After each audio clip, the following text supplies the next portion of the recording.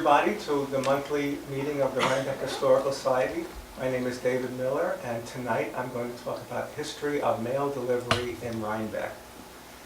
Today, in 2012, anything that happens anywhere in the United States or anywhere in the world, we find out about immediately via television, the internet, our iPads, our iPhones, or Facebook or Twitter. We communicate via email. We send important packages via UPS or FedEx. We pay our bills online. And we're quite used to this constant communication. And as a result, the Postal Service is in a lot of trouble. Just talk about, do we need to have next day delivery? Do we need to have Saturday delivery? They want to talk about closing post offices or cutting back hours and eliminating thousands of postal positions. But 300 years ago, the post office was the only form of communication that our growing country had. That's the only way people found out about what was happening. And a matter of fact, it was newspapers rather than mail that was the most important thing that the post office delivered. In 1669, the Dutch government established a postal route between its two most important cities, which was New Amsterdam, New York City, and Albany. It was little more than a path in places using Native American trails. As a matter of fact, when the Postal Service began a couple of years later in 1671, Native Americans were used to carry some of the first mail. As the colony became British, funds were allocated to enlarge the road to Albany as much as 50 feet wide. And it ran from Kingsbridge in the Bronx all the way to a ferry stop in Rensselaer across the street from Albany. And in 1753, Benjamin Franklin was appointed postmaster for the British Crown. Surveys were taken, and mile markers were established on the road, and the following year, major improvements were performed to support the movement of troops to Quebec to fight the French and Indian War. And you can see here the red line is the Albany Post Road. It's an early map showing the blue line is the Erie Canal. Kings Highway runs from Washington through Philadelphia, New York City, and up to Boston. And this is just the beginning of the road system and the canal system to start moving stuff around the area. And mail, of course, was carried on Albany Post Road. As it became the main route between the two cities, inns sprang up along Albany Post Road. And in 1740, a service of mounted posts, so the Pony Express was formed, and mail was carried on horseback. And when the Beekman Arms was built in 1766, of course, it became a stop for the post rider. And of course, winter months were the busiest time for the Postal Service because some mail and information was carried on the boats that ran up and down the river. Once the river froze, they really needed to have the mounted post deliver the mail. Now, there's a famous book in the archives here by Howard Morse, his 1908 History of Rhinebeck, and I have a quote about the mounted post. John? It says, the post rider usually carried special delivery messages to Colonel Beekman. He would leave his outfit at Traphagen's, which of course was the Beekman Arms, and he would ride at breakneck speed to Colonel Beekman's on his mission. Now, Colonel Beekman's was the Kip Beekman Herman's house, which I'm going to talk about a little later in the talk. The qualifications for the position of post rider were good health, vigor, strength, courage, and honesty. He was required to be polite, obliging. He was to report occurrences and happenings and to watch keenly for fugitive servants. That would, of course, be escaped slaves. It was half a century before the snap of the stage driver's whip was heard. Okay, so for the first 100 years, the mail moved up and down either on foot or on horseback. And then a major technological breakthrough came in the late 1700s with the invention of the stagecoach. And the most popular stagecoach, next slide please, was the Concord stagecoach built in Concord, New Hampshire. It was built in 1827, and it supposedly employed leather straps under the carriage rather than the springs of the early coaches, which gave you a more cushioned ride. But I can't believe spending several days in that bouncing up to Albany was a very comfortable thing, because Albany Post Road is not paved with asphalt several hundred years ago like it is today. Dust. And of course, the major stagecoach stop in Rhinebeck was, of course, the Beekman Arms. And there's another quote from the Morse book. Next slide, please. The driver had his own blankets and often a straw mattress upon which he slept in cold weather. He would sleep on the taproom floor, feet to the fire. He would stable his horses and get his breakfast at the tavern. The New York Post of February 13, 1803 contains the following. New York and Albany mail stage leaves New York every morning at 6 o'clock, lodges at Peekskill and Rhinebeck, and arrives at Albany on the third day. This is the fanciest slide that I got from the Wells Fargo website, and I wanted you to see that because if you look under the driver's seat, which is where the mail pouch was, it says U.S. Mail. Okay, now I found something else at the website which I thought you might find interesting. Wells Fargo Rules of the Road. And these are quite interesting. Abstinence from liquor is requested, but if you must drink, share the bottle. Do so, otherwise makes you feel selfish and appear selfish and unneighborly. If ladies are present, gentlemen are urged to forego smoking cigars and pipes, as the odor of same is repugnant to the gentler sex. Chewing tobacco is permitted, but spit with the wind, not against it. Gentlemen must refrain from the use of rough language in the presence of ladies and children. Buffalo robes are provided for your comfort in cold weather. Hogging robes will not be tolerated, and the offender will be made to ride with the driver in the cold upstairs. Don't snore loudly while sleeping, or use your fellow passenger's shoulder for a pillow. He or she may not understand, and friction may result. Firearms may be kept on your person to use in emergencies. Do not fire them for pleasure, or shoot a wild animals as the sign horses. In the event of runaway horses, remain calm. Leaping from the coach in panic will leave you injured, at the mercy of the elements, hostile Indians and hungry coyotes. Forbidden topics of conversation are stagecoach robberies and Indian uprisings. You don't show a plane crash movie on a trip to Paris. And gents guilty of unchivalrous behavior toward lady passengers will be put off the stage. It's a long walk back. A word to the wise is sufficient. Now, the stagecoach driver had a lot of romanticized about him. And there's a quote, there's a book, Richard Palmer, The Old Mail Line Stagecoach Days in New York. And here's a quote from him. This is the last of these big quotes here. The rest are pictures. He was a personage in every village who depended on his arrival for the mail and the latest news from the outside world. He was an expert rainsman whose reputation was counties wide. Gazed upon with awe by the children, he was worshipped as a sort of hero of romance who never worked but drove his galloping horses back and forth to perpetual holiday. The stable boys soon trotted out a fresh team, and in a few moments the passengers reclaimed their seat. The driver mounted his seat, slung the mail pouch underneath, sounded his bugle, and with a crack of the whip, galloped off down the dusty road. That sounds very exciting. And actually, these were quite a macho lot. And there was a lot of kind of drag racing and other activities that went on with these coaches.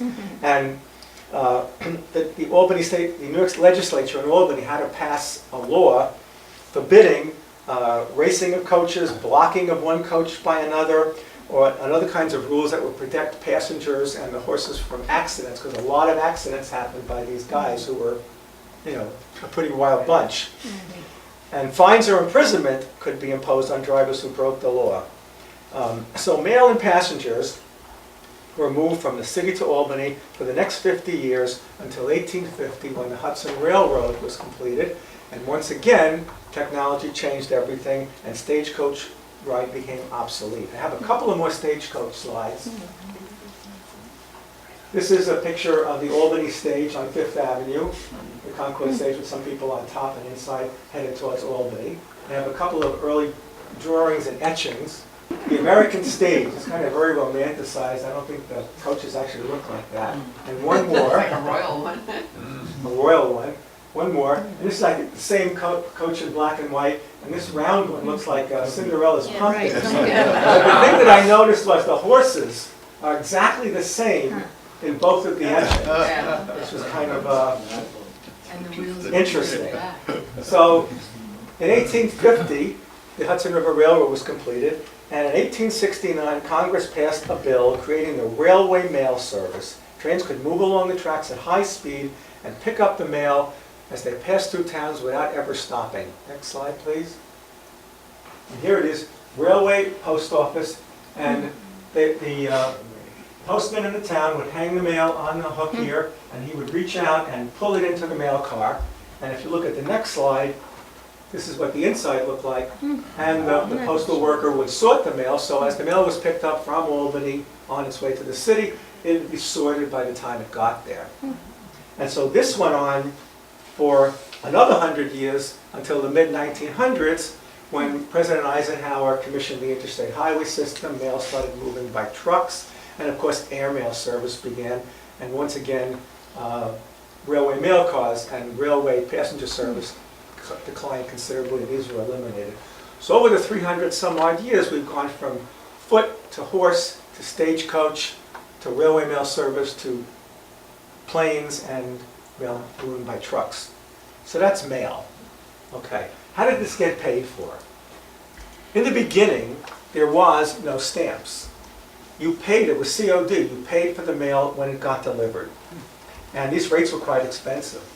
Postage varied from maybe 5 cents to 25 cents for a single page letter, and it increased as more pages were added or as the mail was moved over a greater distance. A letter from New York City to Boston could cost 30 to 40 cents, and when you consider in the early 1700s, the salary was $1 or $2 a day, that was incredibly expensive. So the government, which became very interested in postal service because it was the critical way to move information, established a standard rate of 5 cents for anything fewer than 300 miles, and the first stamps were issued in 1847. Next. And they were the Benjamin Franklin 5-cent stamp and the George Washington 10-cent stamp. Now, I called up stamp collectors, I looked all over the web, and I said, we had a vice president here, we've had the railroad, the violet business, there must be a Rhinebeck stamp. And I couldn't find any. I found some stamps close to Rhinebeck, if we look at the next slide. Here, of course, is one of the many FDR stamps. Yeah. 1882 to 1945 with his house in Hyde Park. And there's another close stamp, 150th anniversary in 1933 of Washington's celebrating Washington's headquarters in Newburgh. I did find a sort of Rhinebeck-related stamp. If we look at the next slide. Dinosaurs. Undoubtedly, dinosaurs did roam through these streets 65 million years ago, but that's not why it's here. A very famous artist named James Gurney lives in Rhinebeck, and he wrote a book called Dinotopia, A Land Apart from Time. He was a consultant on the movie Jurassic Park, and he produced several postage stamps. One of these is the dinosaur stamp, and I love this stamp. I bought several sheets of this in 1997. I still have them somewhere in the house because they were so beautifully designed. So that's my sort of Rhinebeck stamp. And James Gurney has a quote, "The Postal Service has a rule. A person must be dead for at least 10 years before they can appear on a stamp." Dinosaurs have been dead for 65 million years, so they definitely qualify. And there's one final stamp that I found that I thought was interesting for this talk. It's a 1989 stamp with the Concord stage on it. Cool. So it's a 25-cent stamp celebrating the 20th Universal Postal Congress, which must be some kind of meeting that happens periodically about the Postal Service. So that's stamps. Okay, now what about the post offices? Let's get on to the next topic. The first half of the 19th century was the greatest expansion this country ever had. And we're going to start nationally and then move back to Rhinebeck. From the end of the War of 1812 to 1850, when California was added to the Union, we expanded from coast to coast, 3,000 miles. We took Texas, Arizona, New Mexico, California, Oregon, Washington, and we became a coast-to-coast country. And when you think of the how small Europe is, compared, France is about the size of New York State, moving information, mail, newspapers, over that great a distance was a really important thing if this country was going to exist and grow. So let's look at the next map. All right, this is from 1917. It's the lag time to move public information across what was then mostly, the United States. And you can see there's a 5-day line that runs through New York and Pennsylvania. A 10-day line is a little further out. and Chicago was 43 days, and New Orleans was 27 and a half. That's kind of precise for that day and age. But that was quite unacceptable to the government, because a war could start or end, a presidential election could be over, and you wouldn't know what's happening for 6 weeks in Chicago, and let alone as we were expanding towards the West Coast. So something had to be done. So if we look at the next slide, this is less than 25 years later, in 1841, the 5-day time has moved all the way to Niagara Falls and down to North Carolina, and it's now 10 days to get to Chicago and about 10 days to get to New Orleans. Tremendous improvements in just less than 25 years. And this was because of the investment that the country made in the Postal Service. In the early 1800s, 1820s, in 1820, the Postal Service employed more people than the entire Federal Civil Service and the military combined. That was the effort that this country put into moving information, something which, as I said before, we take so granted today. By 1830, there were over 8,000 post offices, most of which were in small villages manned by part-time workers. So that's just in this small area. There's probably about 8,000 post offices. Now, a typical post office was not the most professional-looking establishment. A lot of them were, postmasters were shopkeepers that owned stores, that owned restaurants, that owned bars. And because the federal government mandated that the post offices be open 7 days a week, it was a great place to hang out on Sunday and holidays when the liquor stores were closed. And so it says that it was not the most, what did it say? Any woman who dared venture into a post office was considered fair game. So women didn't go into these establishments to get the mail. Now, a mostly religious movement called the Sabbatarians began in the early 1800s to try to get the post office closed on Sunday.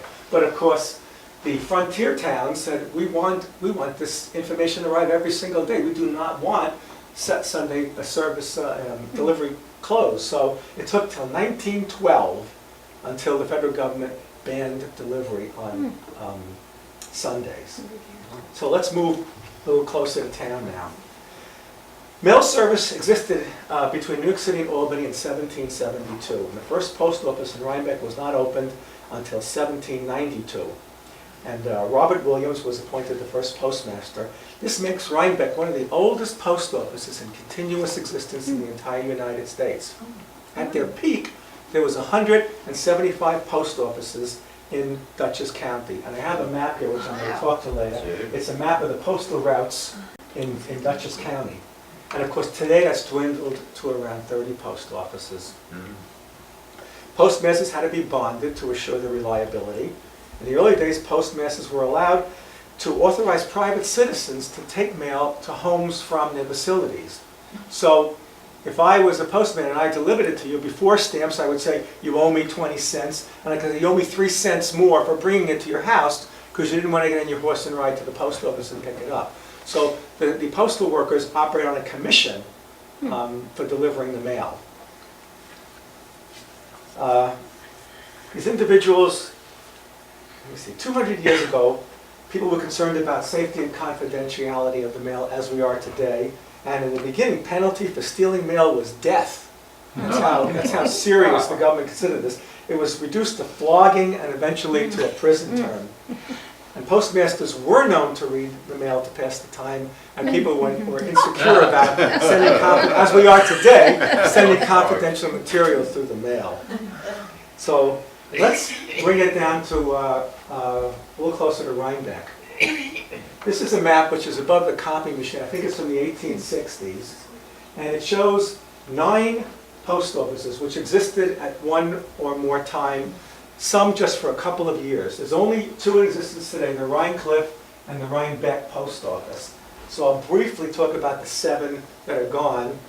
If anyone has any more information, there's very sparse information about these post offices available from all the materials I was looking at. There was one up, number 2 is at Monterey, right here, which was at Pink's Corner from 1849 to 1856. John Quitman fought in the Mexican War and had a great victory at Monterey, and the local citizens decided to name the post office in his honor of his victory. So another one was Slate Dock. It was on the river here from 1853 to 1858. It was there to service the ferry service to the train once the mail stage was discontinued. But it only existed for a couple of years until the Rhinebeck Station Post Office, which eventually became the Rhinecliff Station Post Office, was established. And I'll get to Rhinecliff in a minute. Just a couple more. Wurtemberg was established, number 5, was established in 1884 and lasted until 1901. William Marquette was the postmaster, and it was just over the town line in Mile End on Enterprise Road, so it was about here. Enterprise was open from 1884 to 1905. It was about 5 miles northeast of Wurtemberg. It's up there. Imeyville lasted from 1888 to 1901. It was operated by Alvin Imey and his store at Salisbury Turnpike and Schoolhouse Lane. That's number 7 up here at Imeyville. Travers, down here, or Traver. Traver. Was at the intersection of Primrose Hill and Acker Hill Road, and it was just for 2 years, from 1898 to 1900, as was Glenburn, which is down here near Southlands. Now, all 7 of those are gone. The ones that exist are Rhinecliff and Rhinebeck. So we'll start with Rhinecliff. John L. Green, owner of the newly built Rhinecliff Hotel, became postmaster in 1855, and Rhinebeck Station changed its name to Rhinecliff in 1861. There's an early 1900s postcard from our postcard collection. It says Post Office Corner, Chancel Avenue and Charles Street, and I think they're talking about this building. As I said, the post office moved around in Rhinebeck and in Rhinecliff from store to store until they wound up in final locations. And so it probably was in here and probably was in several other stores. If you look at the next slide, it existed for many years in the Trowbridge building at 7 Charles Street, where Harriet Kuhn was the postmaster. And it didn't look like this. This is a shot that I took a couple of months ago. Are you still in Rhinecliff? It's in Rhinecliff, yeah. And there were steps and a way to get into the post office. And if you look at the next slide, you'll see Harriet Kuhn, who retired in 1992. And then the post office was moved to its final location, which is where it is today. Next. And I spoke to the postmaster, and he said this is not slated for closing, but in a year or so, they're going to reduce the hours from 8 to 6. It's going to cut back the post office a bit, but keep it open, which is a good thing. Now, the Rhinebeck post office. Rhinebeck was important as a postal drop because it existed, of course, north-south between Albany and New York City, and of course east-west going out Salisbury Turnpike to Connecticut. So, again, it moved. It was probably in the Beekman Arms when Benjamin Bogardus bought the Beekman Arms in 1802. It moved around to various stores and places around town. I read somewhere J.C. McCarty's law office was a postal office for a while, and probably several other places in town. We finally got a permanent post office in 1873. And this is another postcard. Town Hall and the post office was in this building. And if you look at the next slide, Where is that? that is where the post office is today. It's right next to the Beekman Arms. Here's the Beekman Arms over here. It's where the Right post on the office is street, today. yeah. So if you look at the next slide, this is a photograph of it. Yeah, I guess so. And past President Elmer Williamson wrote a little article years ago in one of our newsletters describing the history of the post office, and I'll read it to you. The building cost $20,500 to construct. The design was in the Italianate style, which was a popular design at the time for public buildings. It had a double arched windows on the first floor, which you can see, and tall arched windows on the second, but had a mansard roof typical of the Second Empire. The first floor had Dr. Latson's pharmacy on the north side and the post office on the south side.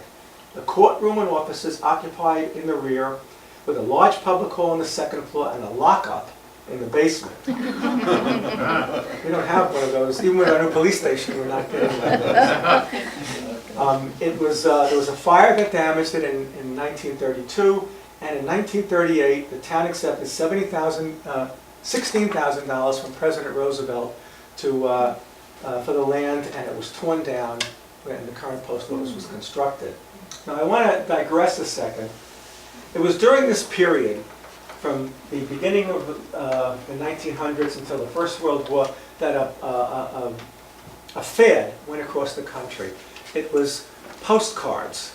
People used them the way we use text messages. Someone would send a postcard to somebody and say, oh, hi, we miss you, come up and visit us. And I have some slides from our postcard collection. And next, please. And to show you some illustrations. And our postcard collection has been scanned and is now up on the web. And you can look at it at rhinebeckhistory.org. There's a whole bunch of databases. The lowest one says postcard collection. If you click on them, you can tab through all the postcards, front and back. And they're really interesting. I've got a few examples here. This postcard says, Colonel J.J. Astor's tennis house in Rhinebeck. And of course, it's Astor Courts. And if you look at the back, it says, August 28th, 1912, just rode over to Rhinebeck, going to visit Astor's estate, 25 miles from Stanfordville, and all 50 miles before I reached my destination. With love to all, maybe Louis, I can't quite read it, and it's written to someone in Rutherford, New Jersey. So it was just a note. You would just drop them a little note like we would send a text to somebody. I have some more examples. This is a view at Ellerslie, the Morton estate, and on the back of it, it says, hello Sam, we're planning to have our reunion the night of December 28, 1909. Hope you are with us. Yours, Ben.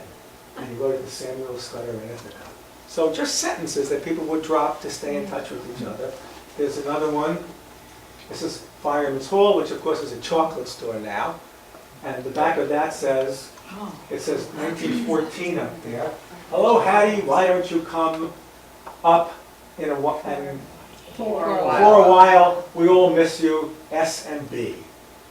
And I have a couple more postcards, just the fronts. This is an old one of Rhinebeck Bank. Oh, yeah. And of course this I think you've seen, the Shipping Post. It's been around in a lot of different magazines and articles. So, as I said, rhinebeckhistory.org. The lowest line on the screen is the postcard collection. You can scroll through about 200 of these postcards, front and back. Now, I found before we leave the early post office, there's a couple more things about it. The first one is this. Okay, this was in the December 17, 1901 New York Times. A gang of burglars entered the Rhinebeck post office and bank last night, blowing open safes in both places. Post office, they got money and stamps amounting to $700, but in the bank they could take nothing, being unable to open the inner doors of the vault, which contained currency and securities amounting to $190,000. Robbers seized Harry Crandall, a rural mail carrier who was in the post office, gagged and bound him and carried him to a blacksmith shop. They were nice. They put a blanket over him, blew the fire in the fort so he wouldn't freeze overnight. The night watchman named Tower there was also captured and placed in the shop. According to Crandall, there were 7 men in the gang of burglars. When they exploded the charge which blew open the bank safe, persons living in the neighborhood were awakened and several men ran into the streets armed with guns and revolvers. They shot at the burglars who returned fire, and all of them escaped and no one got shot. So neither the burglars nor the citizens were good shots. So we made that, Rhinebeck made the good times with a bank robbery. So there's one other thing about this post office. Again, past President Elmer Williamson's dad, Henry Staley, was a postman and in Rhinebeck. And I have his hiring letter from our archives. I apologize for it was done like on tissue paper carbon. And it's dated May 6th, 1920. You're hereby appointed as a rural mail carrier at this office, and your duties must be performed. Now, you had to supply, you had to be properly bonded, and you had to supply your own transportation. And I guess today that's kind of true, too. A lot of our rural mail carriers use their own cars and get reimbursed by the post office. So you used your horse or your car. I'm not quite sure what Henry used at the time in 1920. But it says a salary of $1,796 per year. And your route is on the next page. The next slide is Henry's route. Again, it's really difficult to read. I sat with Nancy Kelly and we tried to understand the roads because it's people's houses. Traver and Feller and Miller. So I looked at a few names like the post office, Miller, Traver, Schultzville, and I try to say, so this is sort of the boundaries of the map. Behind me here is the rural mail delivery 1905 map of all the routes in Rhinebeck. I took a picture on that section of the map and blew it up. Take a look at the next one. And here is Rhinebeck, Miller, Traver, Schultzville. So this was roughly the area.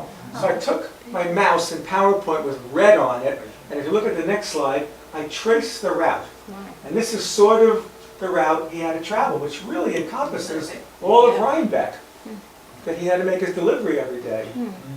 Now, I could not find a slide of Henry Staley delivering the mail, but I did find a slide in the Tracy Dow's collection of John L. Williams delivering the mail near Wurtemberg Church in the blizzard of 1916, which was the third snowiest winter on record. Now, where is John L. Williams? Something back here. Now, in those days, you open the lens and you said, don't move for 60 seconds. So the horse didn't move, but John L. Williams clearly moved because he has some, a little bit of his coat and stuff, and then we can't see him. But this was what it was like, as you said, you had to get through snow or sleet or rain, the postal service will deliver the mail. The new post office was just south of the Beekman Arms, where the old post office was. And if you look at the next slide, this is the picture of the postcard of the Kip Beekman, her man's house, built in 1700, the oldest house in Rhinebeck. Now FDR saw drawings of this house and postcards, and he loved it. He said, I want the post office to look like the oldest house in Rhinebeck. And he oversaw... Is that house still there? No, 1911. I'll get to it in a minute. It is. Part of it's there.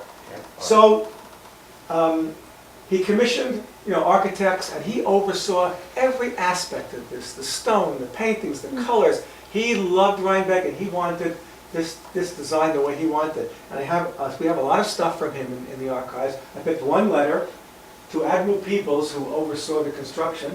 Will you speak with the architect of Rhinebeck Post Office and ask him if he thinks it's possible or advisable to put the new post office building sideways to the highway as the original Beekman House was? If this is done, any future additions could be carried out in a similar way to the wings of the old house. And so I have a letter, another letter from the archives. This was to the director of procurement from Arthur Suckley, who owned the property, the Kip Beekman Ranch house at the time. And there's all kinds of stuff in here about you can take some of this stone, but don't remove any of the old brick, and a rate that he would be reimbursed for the stone that was removed. And so a lot of the stones and stuff that was in the Kip Beekman, her man's house, is in the post office. Now, it's a strange thing about this because we own that property. The Rhinebeck Historical Society owns the ruins of the Kip Beekman, her man's house. And I always knew that, but I guess I never asked the question, how come we came to own that? I was at Rokeby at a Wint Aldridge talk this summer, and someone asked Wint about this and said, who owns that? And I said, we do, but I never asked how come we got that. And Wint said, I did that. He said, I was terrified that when Arthur passed away, that would fall into the hands of developers. So practically on his deathbed, I made him sign over the deed to that property to the Historical Society to make sure that nothing ever happened to it.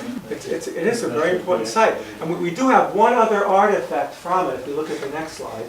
In the post office, opposite from the windows, behind some glass, is the lintel from the building, and it says 1700 HK and AK, and that stands for Hendrik Kip and, pardon my Dutch, Annegie Jan van Putten Kip.